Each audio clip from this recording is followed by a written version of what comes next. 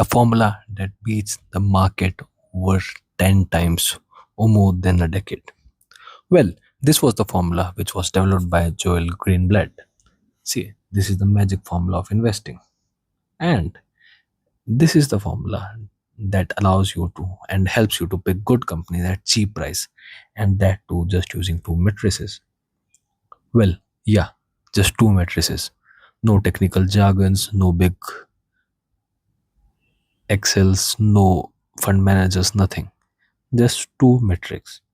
And these metrics are return on capital, ROC, which is EBIT divided by net working capital plus net fixed assets.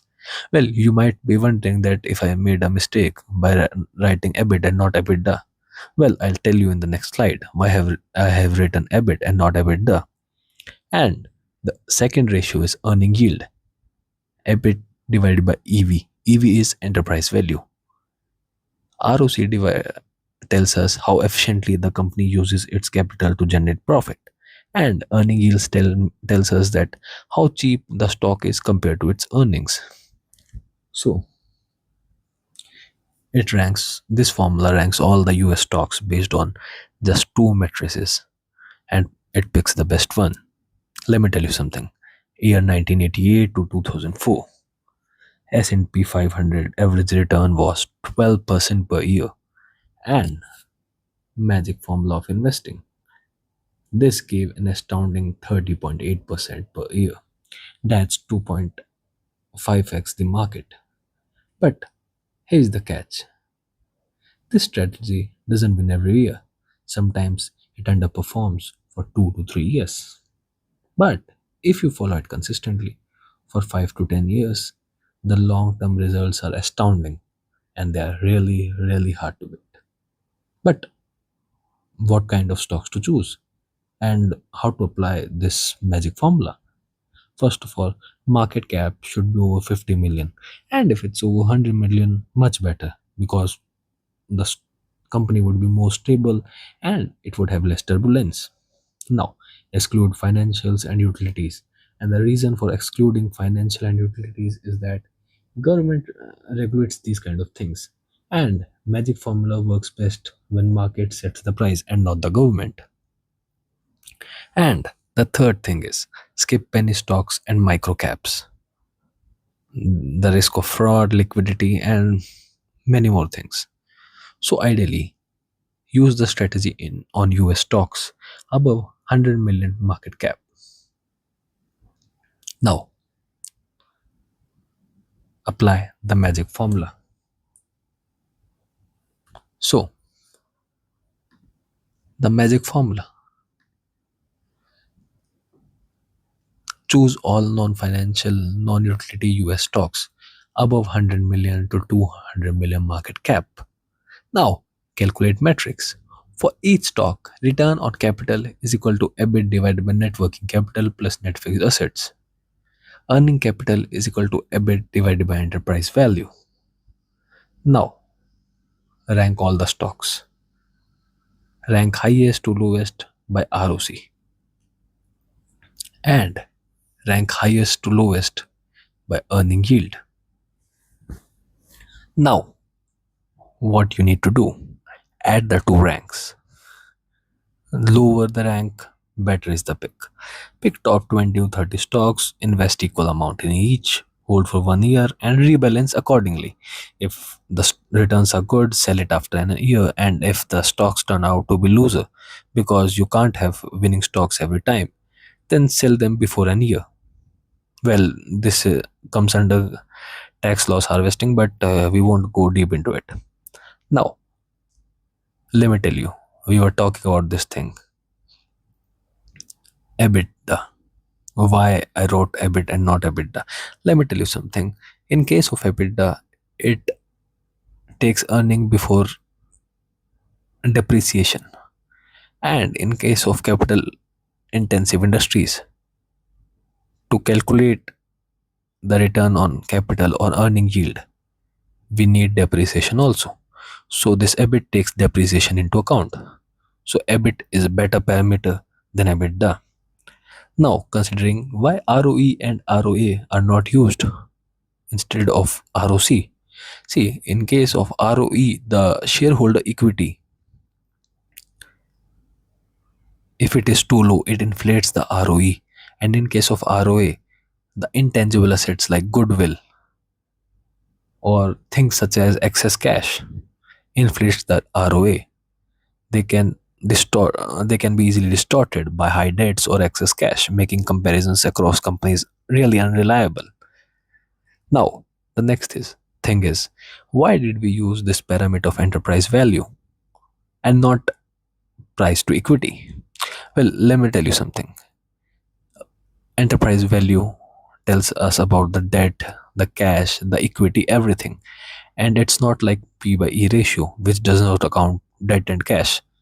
For example, a company can have huge amount of debt, and is P by E would be low. Debt means it's worth buying.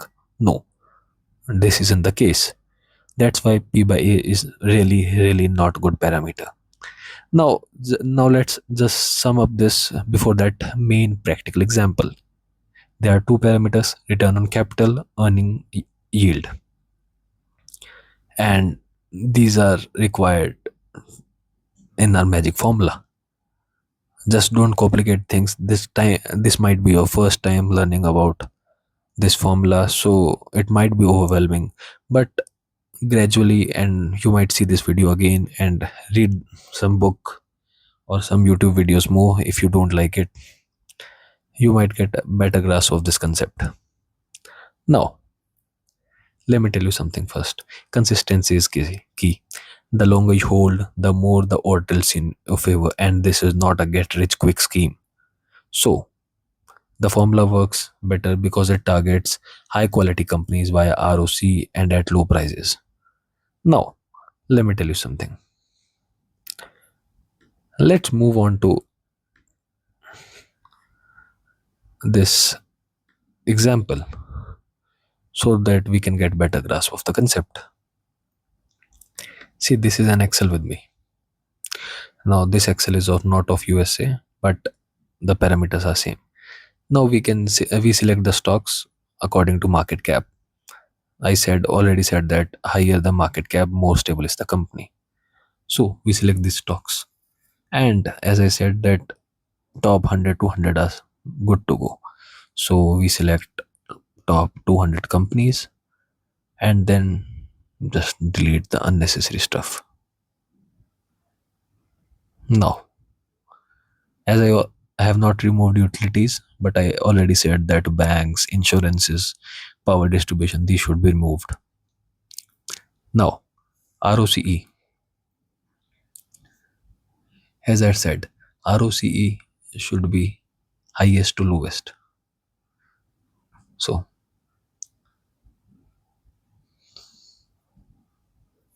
I sorted them from highest to lowest. And now let's see the ranks. These are the ranks for ROCE. Wait, now let me paste them all in values. Now let's talk about the next thing, EV per EBIT ratio. Now, if you notice it really nicely, I said that it is the earning yield is EBIT divided by EV. So EBIT should be higher. Now, this was the ratio I could find on the internet. I could obviously inverse them, but this was what I could find. Now, in this case, rather than taking the highest number, here we will take the lowest because EBIT is in the denominator. So, from low to high. Now, let's give the rank to this earning yield.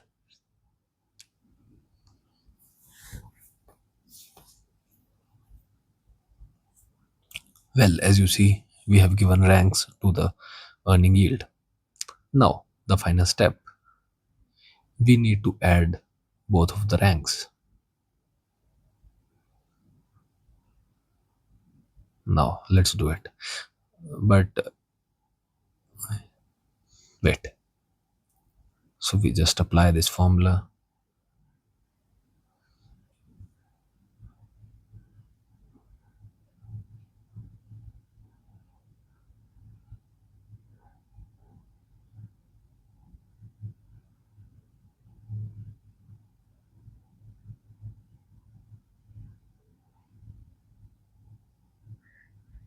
Mm, just a second.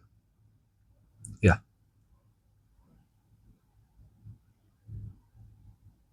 So we just add these both ranks, and as you can see, this is 131, the next would be 173, and now we add all of these, and after that we remove all the unnecessary stuff, as we were just talking about the companies and their overall rank. Now we'll remove all the things which are really unnecessary.